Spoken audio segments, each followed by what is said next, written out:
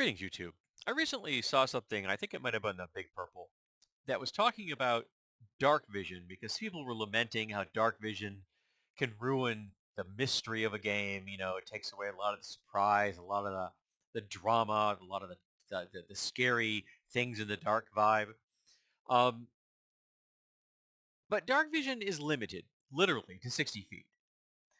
And in an environment in the underground, 60 feet is quite a good distance. But out in the outside world, it isn't. You are working in a bubble when lots of things can see or hear you that you can't necessarily see or hear them. Lots of animals have better hearing than that. Lots of animals have low light vision. Lots of people have low light vision. So they could very well be seeing you sneaking around where you're working in your little 60-foot dark vision bubble that where you don't have low light vision, you don't have, incredibly good hearing as many animals do. So it isn't necessarily the advantage that a lot of folks think it is, but it is the justification for a lot of say the raiding style that would be, you know, done by like say kobolds and goblins coming up onto the surface at night, going through routes that they may know very fairly well, and getting to small settlements or isolated farms for the purposes of raiding, even if it's just going after things that they themselves cannot supply for themselves. For example, a cast iron pot to someone that lives in the Underdark that doesn't have the ability to make that is an incredibly valuable thing. Okay, there's lots of stuff they can get from the surface that they can't manufacture or produce from where they are. So raiding isn't necessarily an act of violence. It's an act of thievery, but isn't necessarily an act of violence.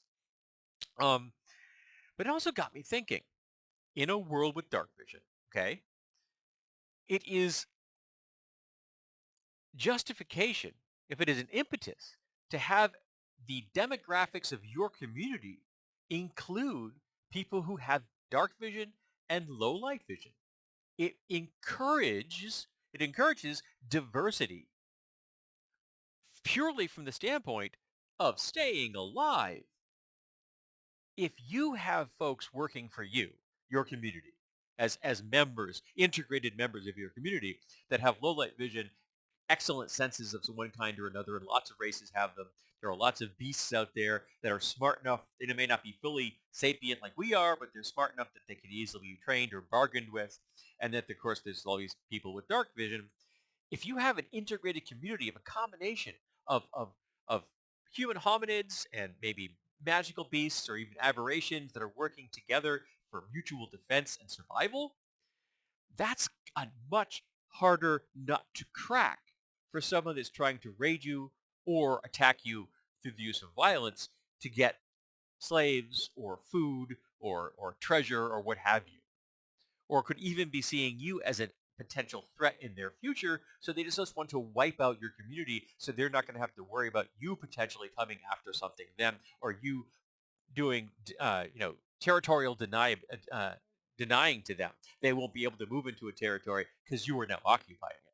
Remember, sometimes in war, it isn't about winning. It is about denying your enemy something they want. If you can deny your enemy a goal, that's often a very close second to winning a battle. If you give them a position where they've expended resources only to find out they can't have what they want, that is not only going to benefit you in the long run, but it can be deeply demoralizing for them.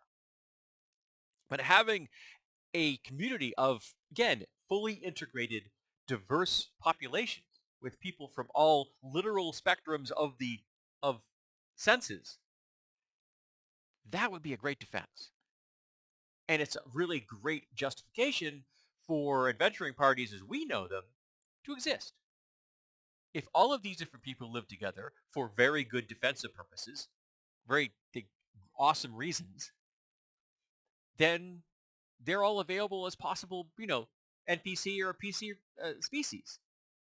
Sure, a community may have brought in, you know, a squad of elven scouts because they had a specific problem. But some of the elven scouts decide they want to stay there and they bring their families in. And before you know it, you have a small community of elves living there. They're not just the hired guns. Now they're part of your community. Same go with dwarves. Of course, dwarves are a little bit easier to do because lots of them are merchants and craftsmen, so there's more of a justification for them to be in any community out there where they can peddle their wares and their skills. I mean, who doesn't want to hire a dwarven engineer if you're going to build something, right? Um, so, but it also means that you could be inviting in goblins and kobolds because they're so useful. If you give them a steady, safe place to live, they could very easily move from the category of those who are raiding us to the category of those who are helping to keep us from being raided.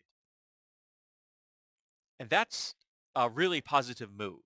And I say positive, I mean a very progressive position that is the opposite of the often socially conservative, bigotry that you see in many gaming settings, which just bores the crap out of me.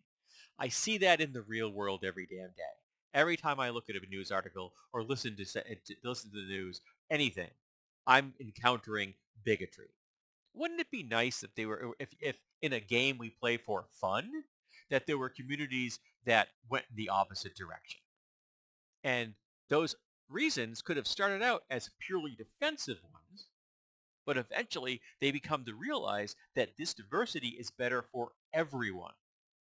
Because who knows? You may discover that you have a thing for kobold cooking. Who knows? Maybe you do. They could introduce you to music. Maybe goblins have gotten storytelling down to an art form because they don't have a written history living in the Underdark. There's just no way to add, having a paper and things like that is something they don't have. So they have an incredible memory for oral traditions, and they're just really great storytellers. Wouldn't that be cool? Isn't that more fun than the standard bigotry you see in a lot of, high fantasy or low fantasy settings? I think it's more interesting. So let's talk about population demographics that may have started out purely as defensive purposes, trying to make sure that your community has everything you can possibly do when it comes to passive abilities to perceive enemies. And that eventually evolves into something which becomes a more egalitarian, more diverse population, which makes everybody's lives easier and richer.